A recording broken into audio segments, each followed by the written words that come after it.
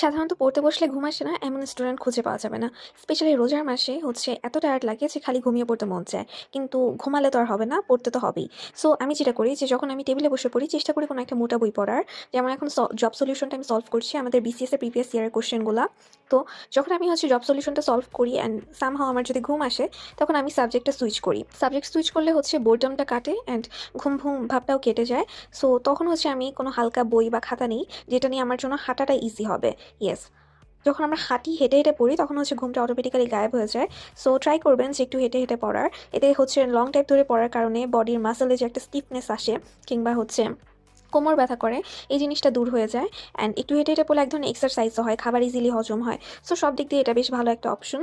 তো এটা definitely next time থেকে ট্রাই করে দেখবেন আপনারা। তো যখন ঘুম আসবে একটা অন্য সাবজেক্টের কোনো হালকা পাতলা বই নিয়ে হাঁটবেন। সো টাইম টু টাইম যদি সাবজেক্ট আপনি চেঞ্জ করে পড়েন তাহলে আপনার ঘুমটাও দূর হবে প্লাস আপনার বোরিংনেসটাও কাটবে অ্যান্ড আপনি লং টার্ম ধরে পড়তে পারবেন।